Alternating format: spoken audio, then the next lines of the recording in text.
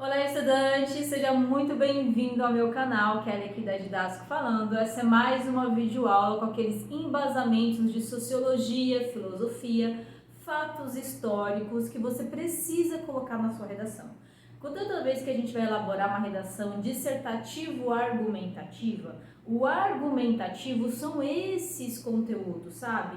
Você tem que falar qual que é o seu argumento, você vai dar a sua opinião, mas a sua opinião tem que ter uma base, um argumento, um embasamento. Qual que é esse embasamento? Justamente isso que você encontra aqui na playlist de redação, tá? Que são os nossos conteúdos para deixar a sua redação com mais credibilidade. Então já sabe, né? Papel e caneta na mão, concentra que a nossa aula vai começar.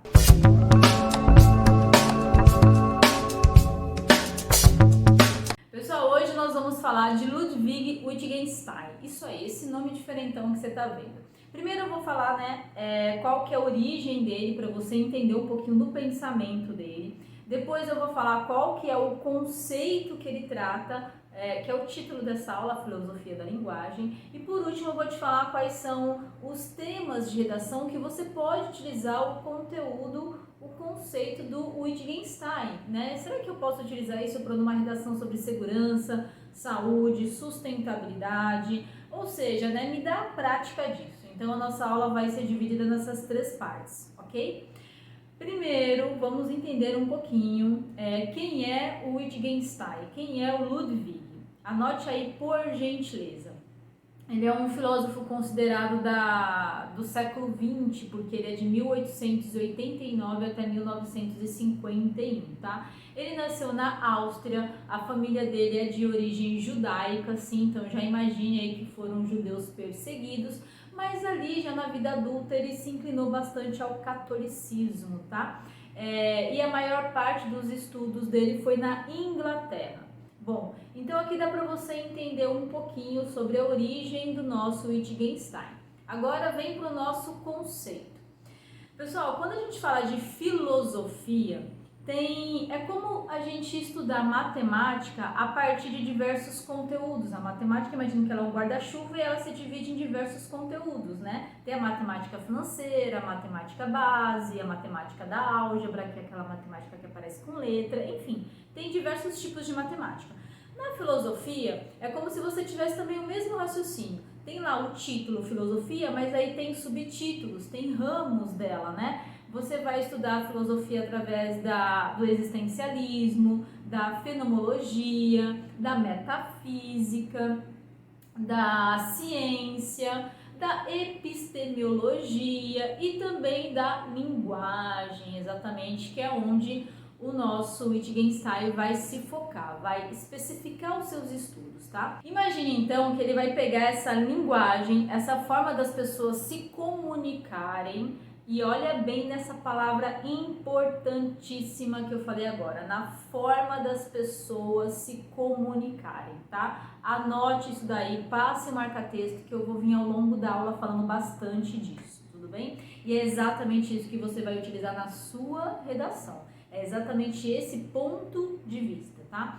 Então vamos lá. Ele fala que essa forma das pessoas se comunicarem é que vai fazer toda a diferença. Que a linguagem, ela é como uma roupa que você veste em cada local, em cada ambiente, e que essa roupa ela te ajuda num processo de identificação, de socialização. A gente olha e pensa, a roupa eu até entendi, né, Pro? Tudo bem, em cada local que você vai tem um traje que você deve vestir. Se você vai numa formatura de um amigo seu, se você vai passar um final de semana na praia, se você vai viajar para um local que é muito frio, ou se você vai ficar uma semana a trabalho num local, você nem tem ideia de passear lazer, é só trabalho. Então você percebe que para cada local você está utilizando uma vestimenta? É isso aí. Ele fala que para cada local a gente deve utilizar uma linguagem e que é essa linguagem que ela é como se fosse um jogo e a interpretação correta desse jogo é fundamental. Pronto, agora eu falei o ponto mais importante, ó. E pessoal, eu vou dar uma paradinha aqui. Essa aula, imagine que o conceito de filosofia da linguagem ele é bem aprofundado. E eu vou dar aqui o mais mastigado possível para você, as mais exemplificações possíveis para você sair da minha aula e já elaborar aquela redação. Então, essa aula merece o seu joinha no meu canal, né? Se inscreve no canal, de segunda a sexta-feira tem material assim, organizado, simples, direto, objetivo. Eu quero ver você saindo da minha aula e já aplicar. Eu quero ver você saindo da minha aula e já resolver o problema aí da escrita, combinado? Então merece a sua inscrição no meu canal, né? Agora vem cá. Então ele fala aqui, quando eu interpreto esse jogo da forma correta, a linguagem é uma ferramenta. Ela é uma ferramenta fundamental para que eu consiga me socializar com os demais, para que eu consiga ter uma boa relação interpessoal independente do local onde que eu tô. E de repente você até pensa, ah, prof, fez um pouco de sentido, mas dá exemplos aí para mim, vai, coloca isso na prática. Vamos lá. Pega essa frase aqui, ó, que vai aparecer aí para ti. A frase é estou no jogo. Estou no jogo.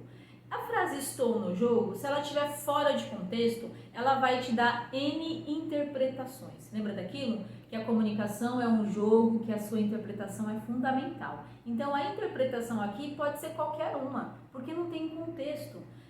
Estou no jogo, pode ser que há um jogo qualquer, um jogo de futebol, de frescobol, de handball, seja do que for, e eu estou falando, eu estou no jogo, hein? Eu estou jogando, eu estou participando. Pode ser isso. Ou então pode ser que tenha uma festinha entre eu e meus amigos da escola, entre eu e meus amigos da família, meus primos, ou entre eu e meus vizinhos. Eu falo, ó, eu tô no jogo aí, hein? Eu estou participando dessa festa. Ou pode ser também que há um grupinho de amigas, ali as minhas amigas estão conversando, eu estou resolvendo alguma coisa aqui no celular. Aí as minhas amigas estão falando de algum assunto que eu estou por dentro do assunto.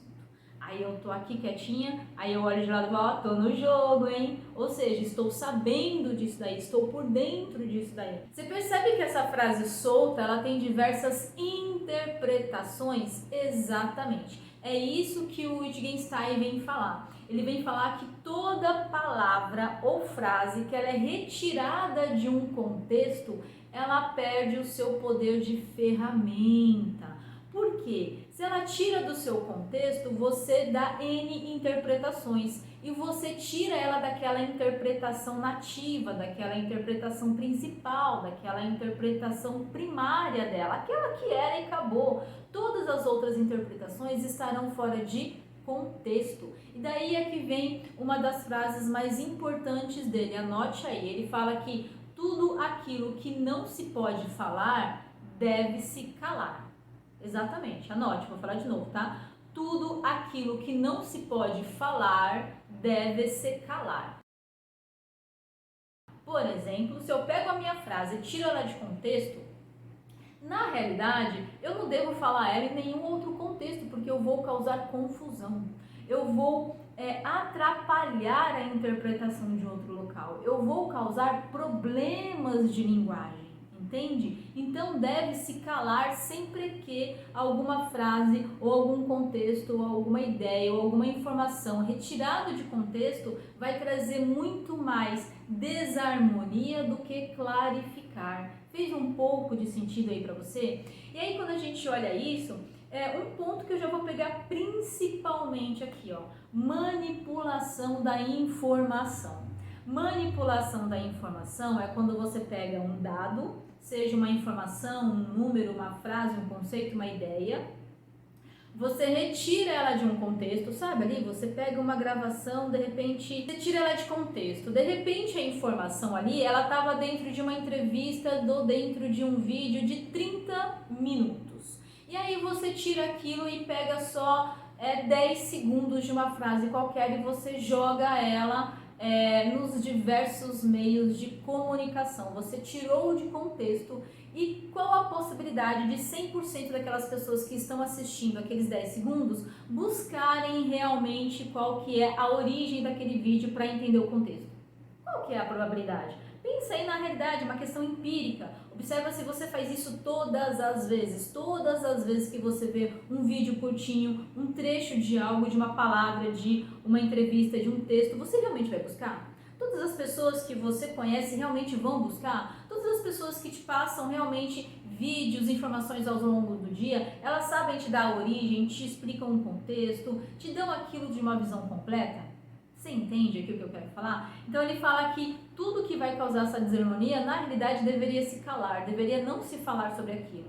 E quando a gente pega a nossa capacidade de interpretar, porque veja bem, se eu assisti os 10, 15 segundos daquilo e eu não me aprofundei, eu não fui buscar interpretar, aquilo ali é uma própria limitação do meu mundo.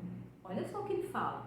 Ele fala que o tamanho da sua linguagem, o tamanho da sua interpretação é o que vai determinar o seu mundo. A gente olha isso e fala, calma, não fez muito sentido. Me dá um exemplo mais. Pessoal, imagine, eu vou pegar até uma questão muito prática do dia a dia. O idioma inglês.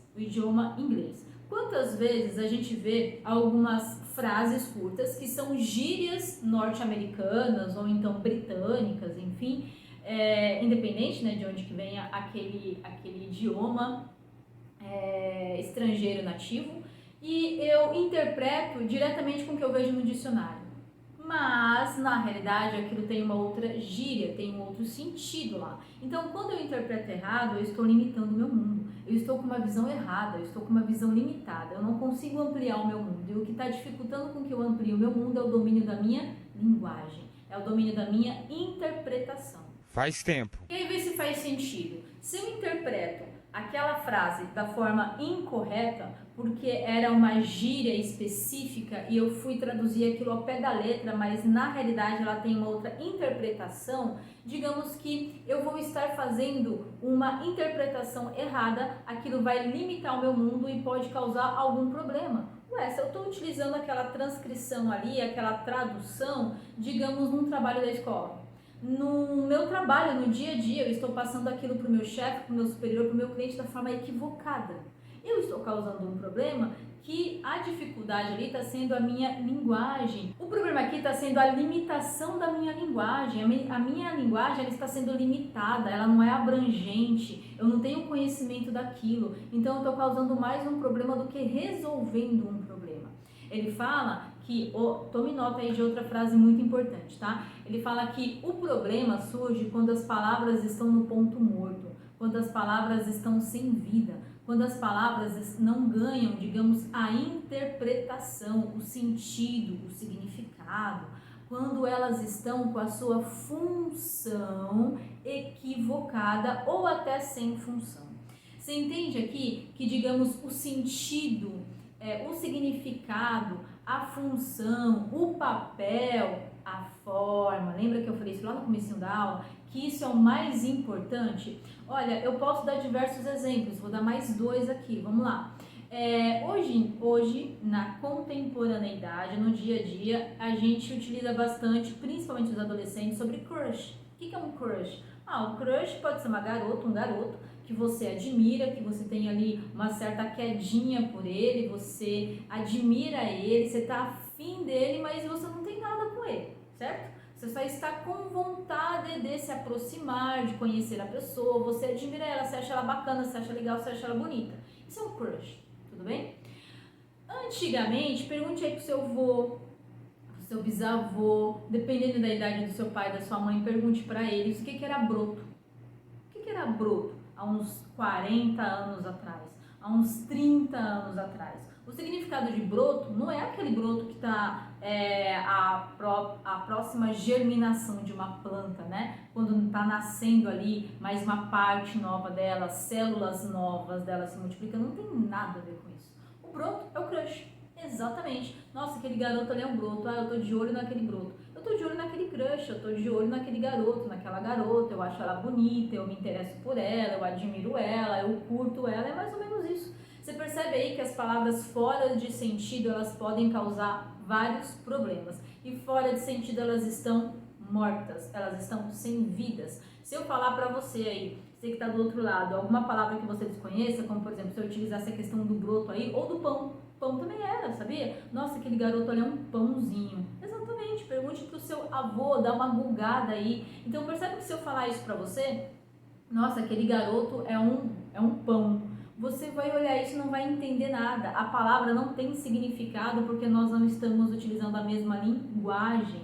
a palavra pão para você está no ponto morto, ela está sem significado, sem papel, sem vida. E aí que entra, digamos, o nosso ponto mais importante da aula, o ponto alto da aula. É que toda vez que você vai utilizar a leitura, a escrita, você tem que ter clarificação, você tem que ter certeza de que as palavras que você vai usar vai ter sentido, significado, função para o leitor.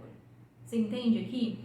Ou então, dentro do ambiente que você está, se você está fazendo ali uma explanação, uma explicação, você também tem que ter certeza que quem está do outro lado te ouvindo, te assistindo, ele vai ter conhecimento do significado das palavras que você vai usar.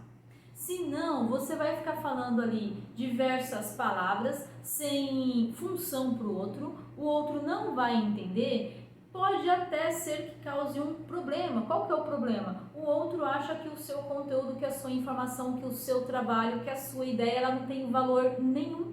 E de repente você tá com algo aí que é um diamante, sabe? Você tá com uma Ferrari aí nas ideias, tá andando como um Fusca, que tá parecendo um Fusca porque você escolheu a linguagem errada. Você entende aqui? Fez um pouco de sentido para você? E agora pode até ser que você tenha entendido um pouco do conceito, mas você pensa, nossa, Pro, mas isso parece uma coisa tão simples, né? Agora eu não tô vendo onde que eu vou encaixar isso num conteúdo de redação, não faz muito sentido para mim. Pessoal, preconceito linguístico. Preconceito linguístico já foi tema de redação aqui em São Paulo, principalmente. É uma questão muito cultural. Imagine aí a extensão territorial do Brasil. Quanto que o Brasil ele é grande em território, em terras, né? Na sua fronteira. E nós temos aí, dentro dessa região muito grande, várias culturas, várias formas de se expressar. Nós temos vários jargões, várias gírias. Ou seja, aqui em São Paulo, se você falar massa, massa é macarrão, é comida, sei lá, é arroz, é lasanha, é uma massa. Agora, se você falar lá na Bahia, massa, além de ser macarrão, de ser comida, é uma coisa boa. Exato, se você falar pra mim, Kelly, eu fui na festa ontem, foi massa, hein? Foi muito boa, foi ótima, foi da hora, foi show de bola a festa que você foi. Você entende, então, como que a questão do preconceito linguístico, ela pode ser utilizada com a filosofia da linguagem de Wittgenstein? Até porque, quando a gente fala de preconceito linguístico, a gente tem que respeitar porque talvez eu tenha a minha forma de falar porque eu nasci numa determinada região. E se eu tivesse nascido, digamos, no Ceará?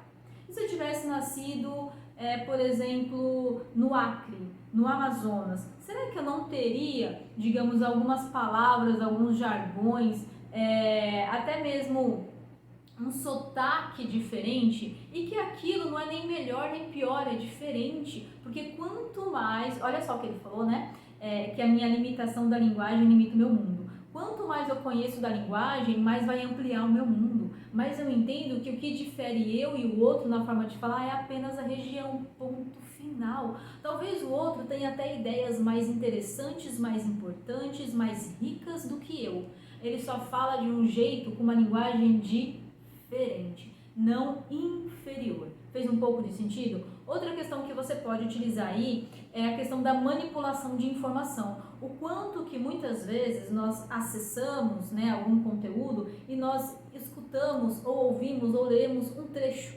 Aquele trecho fora de contexto. É uma perca de tempo eu ouvir aquilo fora de contexto. Ou então eu vou mergulhar naquilo e entender qual que é o contexto daquela frase, daquele trecho, daquele áudio, daquele vídeo, ou então eu nem me dou o prazer de ler aquilo ou de ouvir aquilo, porque eu sei que eu não vou conseguir entender. Eu não vou conseguir entender porque se eu ler aquele trecho pequeno, eu estou me dando a chance de me equivocar, de causar um problema ao invés de esclarecer uma situação. Eu não vou entender, está fora de contexto. A palavra, ela está no seu ponto morto, ela está sem o sentido original. Aí você também pode utilizar a manipulação das informações que tem na internet, porque muitas vezes a gente acessa, vê lá um vídeo, um áudio de 10 segundos, de 1 minuto, sendo que aquilo está inserido dentro de uma aula, dentro de um contexto de 1 hora.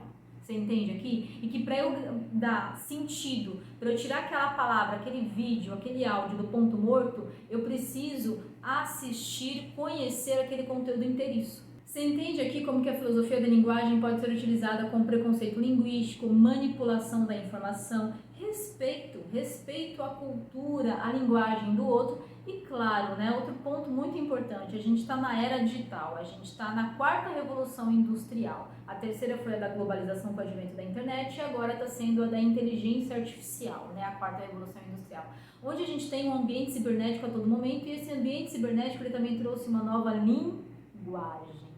Que se eu não entendo o significado dessa linguagem, eu também estou, digamos, lendo a palavra ali no seu ponto morto. Se eu não explico para o meu avô, para minha avó, o que é deletar, o que é dar um like, o que é share, se eu não explico isso, que são palavras que a gente já utiliza no dia a dia, ganhando novos significados, estará a minha linguagem com ela ali totalmente em ponto morto. Então, essa língua que ela é viva, esse idioma, essa linguagem, que ele vai ganhando novas formas ao longo do tempo, ao longo da região, também pode ser utilizada aí como a linguagem da internet.